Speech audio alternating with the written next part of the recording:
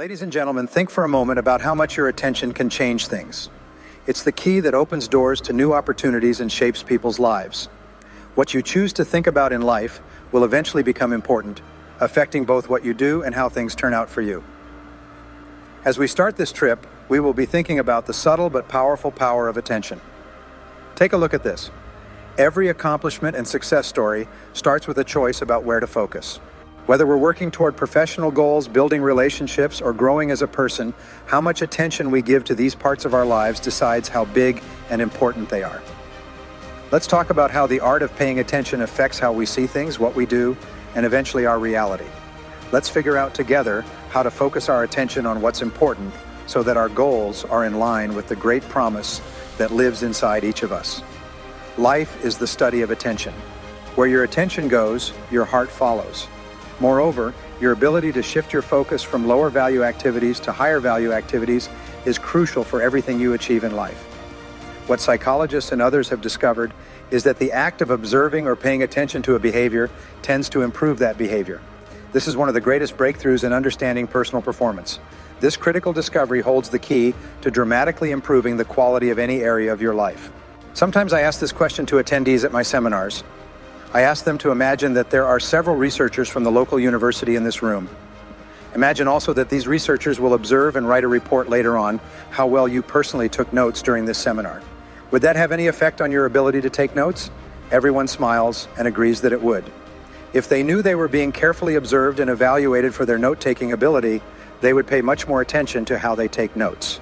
They would be much more conscientious and perform much better than if no one were watching. This point is simple, yet deep and important. When you observe yourself performing any activity, you become more aware of that activity and perform better. When you pay attention to any aspect of your behavior, you tend to perform much better in that area than if you were not paying attention or had not thought about it at all. The power of the focal point process is that you learn to identify the most vital actions and behaviors in each area, those that can bring you the greatest rewards and results in the shortest period of time. When you consciously focus on these areas, your performance in them will continually improve. This process of continuous improvement will occur naturally and effortlessly simply because you have marked with an X the important behavior in advance. There is a law of increasing returns in economics that applies to using the focal point process. This law says that the more you focus on doing those few things that represent the most valuable use of your time, the better you will be at those activities, and the less time it will take you to perform each one. The benefits of effort and energy increase the more you do them. This is another key to doubling your income and doubling your free time. Now, this phenomenon of increasing returns is often called the efficiency curve. This curve explains why some people earn several times more than others in the same field. It also explains why some companies produce much more product or service with consistently high quality and at a lower price than their competitors. They can then pass their lower production costs onto their customers, selling for less and undercutting their competitors, thereby increasing both their market share and their profits. This efficiency curve is also the key to your success. Imagine this curve looks like a ski slope and moves from left to right. When you start working on a new job or activity, you typically have to invest a lot of time and effort to achieve any result. This is the learning phase. But if you persist, you will eventually improve more and more in that particular task. As you improve, you begin to move forward and downward along this curve, and it requires less and less time to achieve the same quality and quantity of results. Over time, you reach a point where you can produce in 1 hour what a new person might take several hours to produce. Meanwhile, the quality of your work will remain the same or higher than that of a less experienced person who spends many more hours doing the same job. 95% of everything you do is determined by your habits. From the moment you wake up in the morning to the moment you go to bed at night, your habits largely control and dictate the words you say, the things you do, and the ways you react and respond. Happy and successful people have good habits that enhance life. Unfortunately, unhappy and unsuccessful people have habits that hurt and hinder them. Fortunately, all habits are learned and can be learned. You can learn any habit you consider desirable or necessary if you are willing to work on it long enough and with enough intensity. A habit can be defined as an automatic or conditioned response to a stimulus. A good or bad habit is something that is done naturally and effortlessly without thought or effort. Once developed, a habit gains its own momentum, controlling your behavior and responses to events in your world. Once formed, a habit does not disappear. It can only be replaced by a new and better habit. You may have heard it said that we form our habits and then our habits form us. The German philosopher Goethe wrote that everything is difficult before it is easy. You may need to exert tremendous discipline to develop new habits of thinking and behavior, but once firmly established, they will allow you to achieve much more with less effort than ever before. Good habits are hard to develop, but easy to live with. Bad habits are easy to develop, but difficult to live with. The habits you have and the habits you cultivate will determine almost everything you achieve or fail to achieve in life. Your job is to form good habits and make them your masters.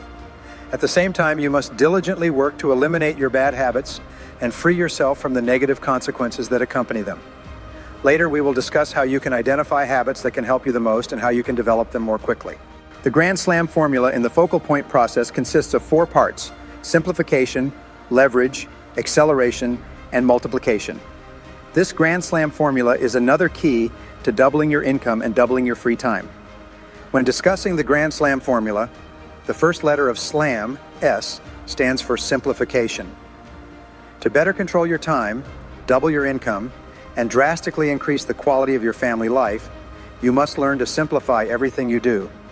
You must continually reduce and eliminate activities that consume too much time and contribute very little to the goals you truly want to achieve. Simplifying your life's time involves stopping doing as many low-value things as possible. This will allow you more time to do the few things that truly make a difference and simplify your life. Zero-based thinking is one of the most powerful strategies you can learn and regularly apply. Here's how it works. Ask yourself, is there anything I am doing now that, knowing what I now know, I wouldn't start again if I were starting over today?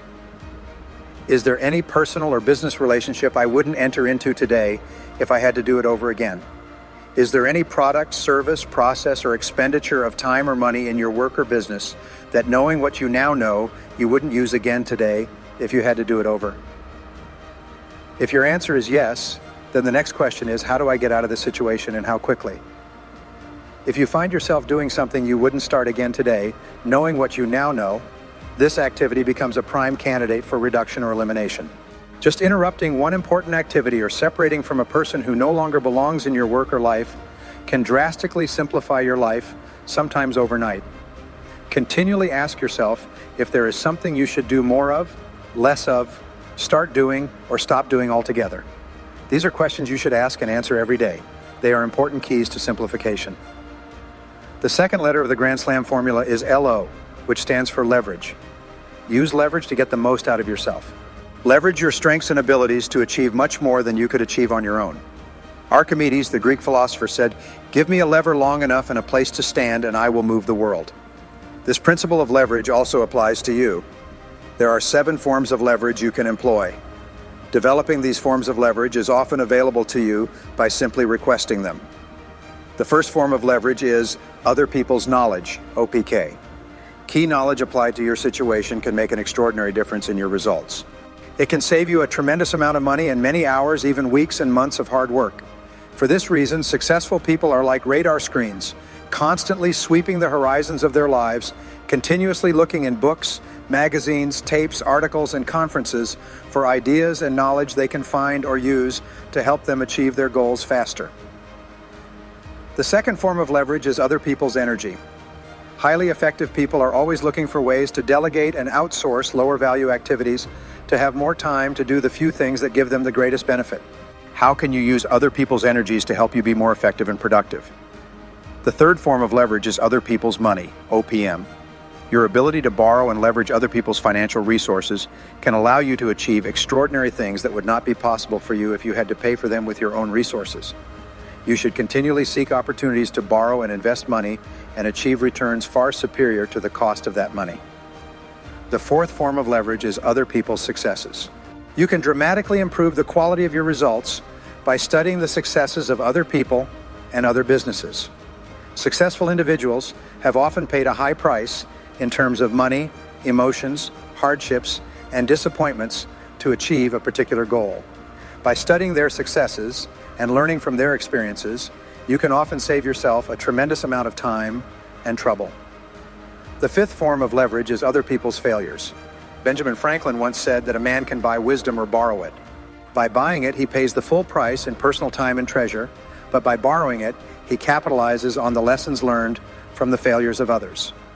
Many of history's greatest successes have emerged from carefully studying the failures of others in the same field or similar fields, and then learning from them what or who has failed in their field and what you can learn from it. The sixth form of leverage is other people's ideas. A good idea is all you need to start a fortune. The more you read, learn, discuss, and experiment, the more likely you are to find an idea that, combined with your own skills and resources, will turn you into a great success in your field. Finally, the seventh form of leverage is other people's contacts or credibility. Every person you know knows many other people, many of whom may be helpful to you. Who do you know who can open doors for you or introduce you to the right people?